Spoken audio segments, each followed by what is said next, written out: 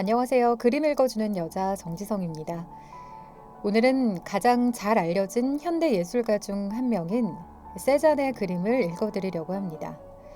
세잔의 경우 그가 어떤 그림 사조를 따르고 있는지 구분하기가 쉽지 않습니다.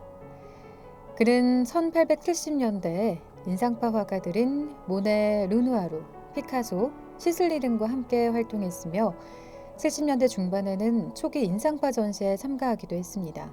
그러나 그는 점점 순간적인 인상을 포착하여 재현하고 표현하는 데 흥미를 잃었고 생략된 인상주의라는 본인만의 스타일을 찾는 데 집중하기 시작했습니다. 그는 더 단순하고 응축된 색채를 쓰려고 노력했고 붓을 이용한 터치와 스트로크를 규격화했습니다. 그리고 결국 그림을 그리는 방식을 구조화시키면서 세잔 자신만의 스타일을 구축했으며 그가 완성한 스타일은 피카소와 브라크와 같은 입체파 화가들에게 많은 영향을 끼치게 됩니다. 그는 또한 대상이 가진 기하학적인 특징에서 영감을 얻으며 그것을 표현하는 데 더욱 힘을 쏟습니다. 실제로 세잔은 1904년 에밀 베르나르에게 쓴 편지에서 우리 삶은 기하학적 구조로 가득하며 구체, 원뿔, 실린더 모양과 같은 3차원 대상들을 잘 묘사하고 있다고 표현하기도 했습니다.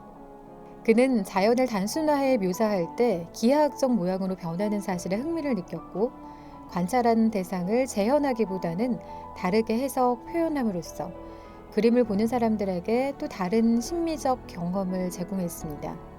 이런 점에서 그는 예술을 사실의 재현이 아닌 보이지 않는 것을 표현해주는 현대 예술가였음이 분명합니다. 사실 세잔이 어떤 사조를 따르고 어떤 형식과 양식에 집중했든지와 상관없이 그는 의심할 여지가 없을 만큼 19세기 후반을 아름답게 표현한 최고의 풍경 작가 중 한 명이었습니다.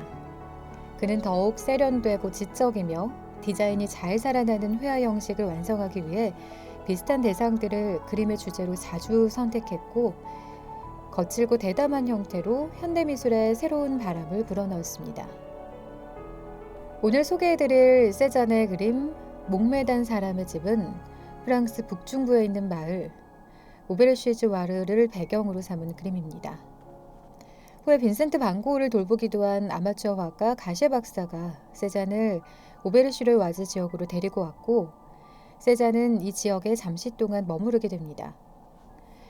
이 그림은 세잔과 피카소와의 우정이 깊어지던 33세 때 그려진 그림으로 피카소로부터 많은 격려와 도움을 받으며 그의 커리어가 새로운 지점으로 도약할 때 완성됐습니다.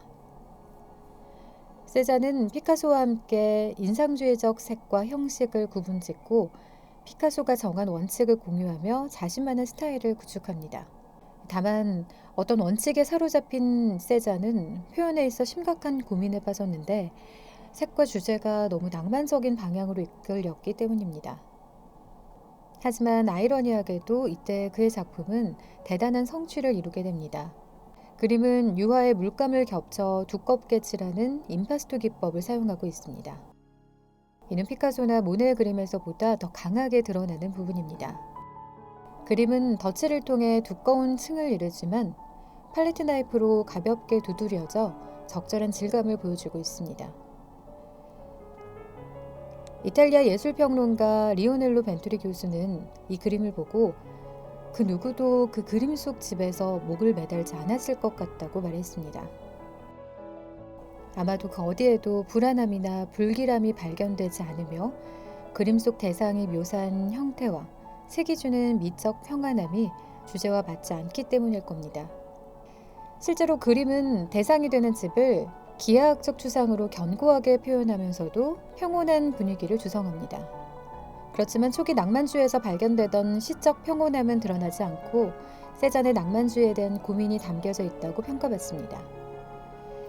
목매단 사람의 집은 이 그림이 그려진 시기에 그려진 다른 세잔의 그림들처럼 그가 풍경을 표현하는 데 했던 고민과 망설임이 발견됩니다.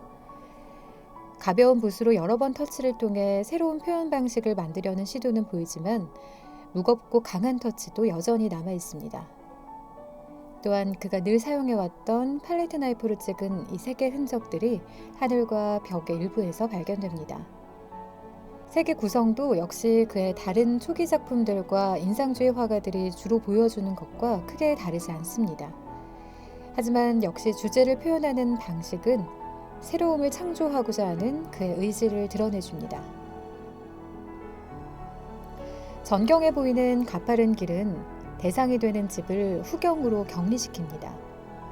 그리고 헛간을 전경으로 튀어나오도록 하며 관람자의 시선을 이끕니다.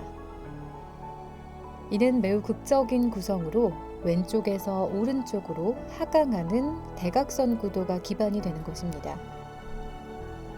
이 후경에서 집을 부분적으로 가리고 있는 수직으로 뻗은 나무들과 도시의 지붕을 가로질러 거리로 뻗어져 나가는 지평선은 기하학적 구도를 완성합니다. 그림 오른쪽 전경에 있는 집 지붕은 밝은 하늘과 대비되는 어두운 색을 띠고 있으며 구체적인 정보들이 드러나지 않습니다. 그렇기 때문에 시선은 집 아래의 파란 대문으로 집중되게 됩니다. 이렇게 담담하게 구성된 그림은 극적이거나 시적인 인상에서 벗어나 그림 그 자체에 관람객의 시선이 집중되도록 돕습니다. 이 그림은 현재 오르세 미술관에 전시돼 있고 세잔의 인상파 시기 작품의 경향을 파악할 수 있는 좋은 작품으로 평가받고 있습니다.